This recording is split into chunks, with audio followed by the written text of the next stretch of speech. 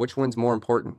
Not drinking or not wanting to drink? You're not going to be more sober in 40 years than you are on day 4.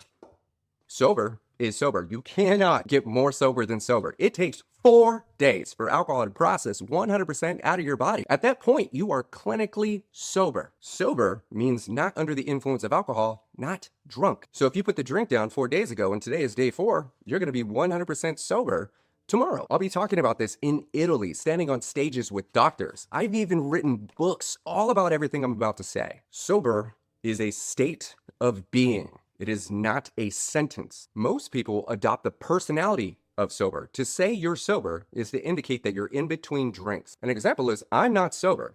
I haven't consumed alcohol in over 8 years.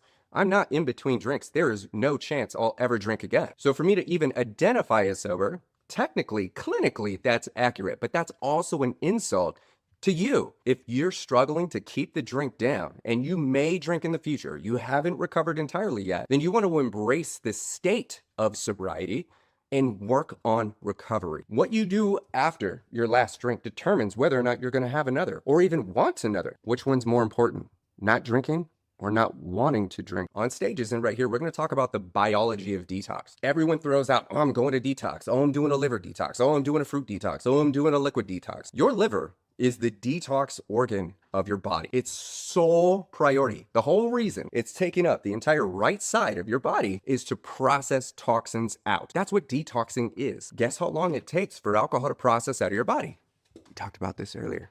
96 hours on average. But what happens during that process? I bet you've been told that you're going to have a seizure if you just quit cold turkey. I bet at one point or another you've been doom scrolling and one of my videos may have popped up. You've seen me bright yellow and you've thoroughly convinced yourself that if you don't drink today, that you're going to go into liver failure. Maybe you're going to have some pancreatitis. Maybe you have some underlying hepatitis. Please don't say stage 4 cirrhosis. As a former high-functioning alcoholic, I had all of those. So it's important to remember that analytically speaking, most people that drink alcohol and quit cold turkey are never going to experience a withdrawal symptom where they're going to need medical assistance or their life is in jeopardy. Yeah, but no one ever talks about that. Of course they don't talk about that. Why would you listen to a story about somebody who was like, I just put the drink down and nothing bad happened? Who cares? That's partially why you've convinced yourself that you're an alcoholic, even though you're not. The fear of detoxing, the fear of getting sober, the fear of not having alcohol in your body is the same exact fear that leads you to have one more drink. Guess what that one more drink is actually doing? Lowering your mental health. That gives you a reason to drink. It's lowering your physical health. That definitely gives you another reason to drink. It makes you not care about how much pain you're in.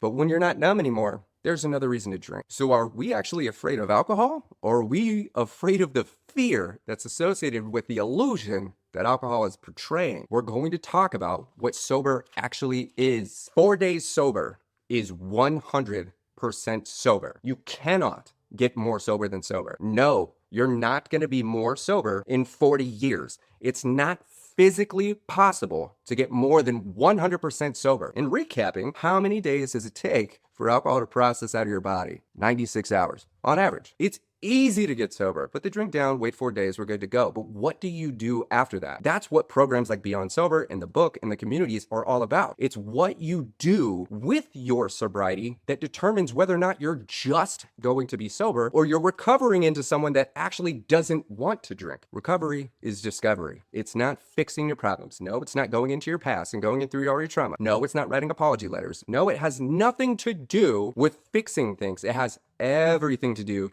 with optimizing your thoughts, optimizing your body and your nutrition, optimizing the basics of life. When you feel good, you get good. That's recovery. And against popular belief, time is not what makes people more sober. I know people that have been sober for 20 years still hate themselves. I know people that have been in recovery for 30 days can't imagine a better life. Sobriety has nothing to do with time. Recovery has everything to do with energy. After supporting thousands of people and having over 400 conversations one-on-one with people joining the Beyond Sober program, I'm telling you, we have to stop idolizing rock bottom. You don't need to be dying, man, to qualify as someone that could use some help, man. Alcohol is a poison. It's a carcinogen. It destroys 3.5 million lives every single year. It's affecting the way you see yourself. It's affecting your diet. It's affecting your sleep. That anxiety, You're not drinking because you have anxiety. You have anxiety because you drink. You don't need to be going through liver failure. You don't need to be diagnosed with someone with fatty liver and hepatitis before you just allow the fact that there are no medical benefits to consuming a literal poison. Most people are embarrassed to ask for help. As a matter of fact, I never, ever intended on releasing any content in my entire life that had anything to do with alcohol.